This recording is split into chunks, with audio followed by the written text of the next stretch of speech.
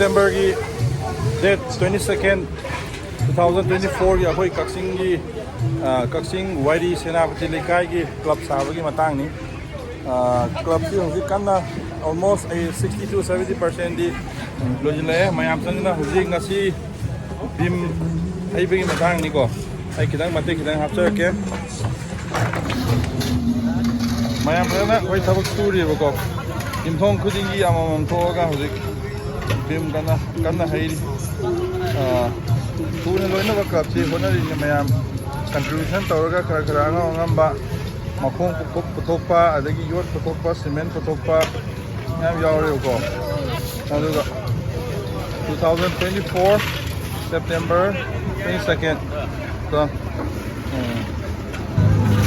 sonuna khoi mayang hore sai sing yawre ko mayang ngamba hairaga tawani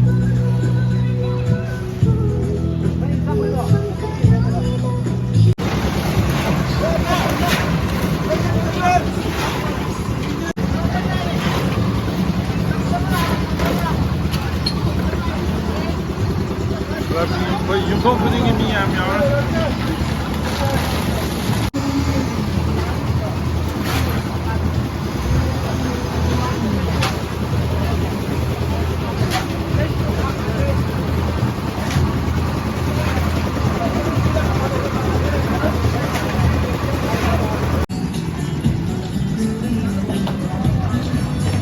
Sena Athlete Organization ni club sabagi matang ni. Mamisi kitang mati kira haftar kya?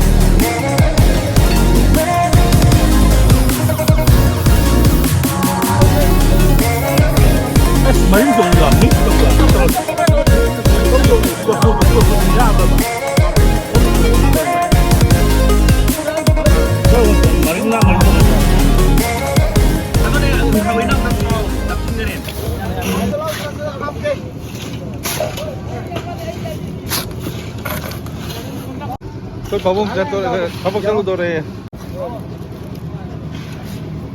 Okay.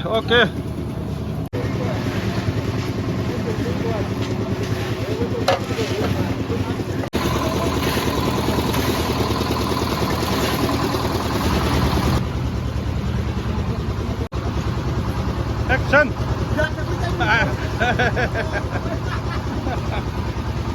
Ini sih mungkin matang ya udah. 어떤 망한 건 어디? 어떤 눈빛으로 와? 왜 그러지? 알아 뒤지지 않나 봐. 머리니까. 아? 그거 아직 무릎이래.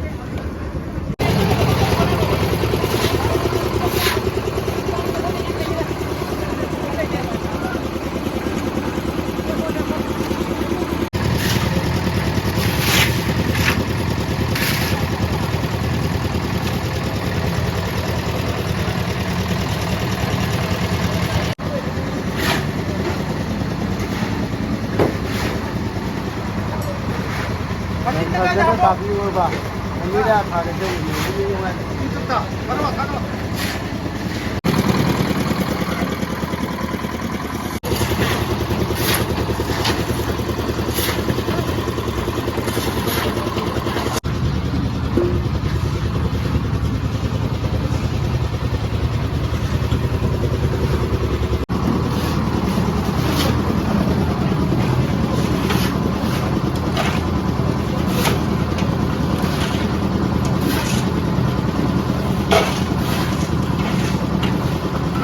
ꯍꯧꯖꯤꯛ ꯄꯨꯡ 10:30 ꯇꯥꯗꯧꯔꯦ ꯑꯗꯨ almost ꯂꯣꯏꯁꯤꯜꯂꯛꯑꯦ ꯍꯥꯏꯕ ꯇꯥꯏ ꯈꯤꯇꯪꯗ ꯋꯥꯠꯂꯤꯀꯣ ꯑꯗꯒꯤ ꯆꯥꯛ ꯏꯁꯤꯡꯁꯨ ꯂꯣꯏꯈ꯭ꯔꯦ ꯗꯤꯟ ꯃꯈꯩꯁꯤ ꯈꯔ ꯆꯥꯎꯕ ꯑꯗꯨꯅ ꯂꯩꯕꯥꯛ ꯅꯨꯡ ꯂꯩꯉꯣꯏ ꯐꯖꯅ ꯆꯪꯉꯤ ꯃꯌꯥꯝꯁꯨ ꯀꯟꯅ ꯁꯨꯔꯤ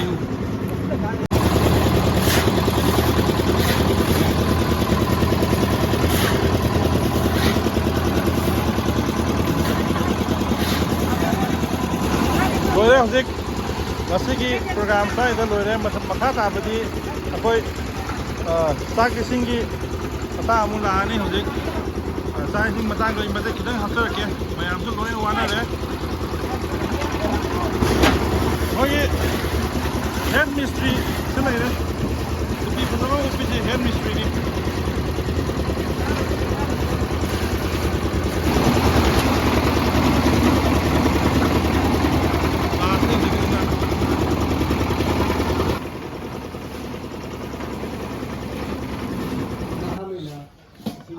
ꯍꯣꯔꯦꯟ ꯊꯕꯛ ꯂꯣꯏꯔꯛꯄꯒꯤ ꯆꯥꯕꯒꯤ ꯃꯇꯥꯡ ꯁꯨꯝ ꯂꯩꯔꯦ ꯀꯩꯅꯣ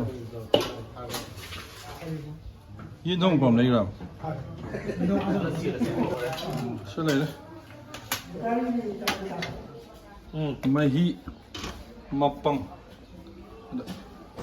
ꯁꯥꯠ ꯍꯩꯕ ꯂꯣꯏꯔꯕ ꯃꯇꯨꯡꯗ ꯍꯧꯖꯤꯛ ꯆꯥꯕꯒꯤ ꯃꯇꯦꯛ ꯈꯤꯇꯪ ꯍꯥꯞꯆꯔꯛꯀꯦ ꯑꯗꯣ ꯉꯁꯥꯏꯗꯒꯤ ꯍꯥꯞꯈꯤꯕ ꯃꯈꯩꯗꯣ ꯌꯥꯝ ꯐꯖꯅ ꯗꯥꯏꯖꯦꯁ ꯇꯧꯕꯤꯌꯨ ꯌꯦꯡꯕꯤꯌꯨ ꯃꯄꯥꯟ ꯂꯝꯗ ꯂꯩꯔꯤꯕ ꯏꯆꯤꯜ ꯏꯅꯥꯎꯁꯤꯡꯁꯨ ꯉꯁꯤꯒꯤꯗꯤ ꯁ꯭ꯋꯥꯏꯐꯥꯎ ꯈꯤꯇꯪ ꯍꯥꯞꯆꯔꯛꯑꯒꯦ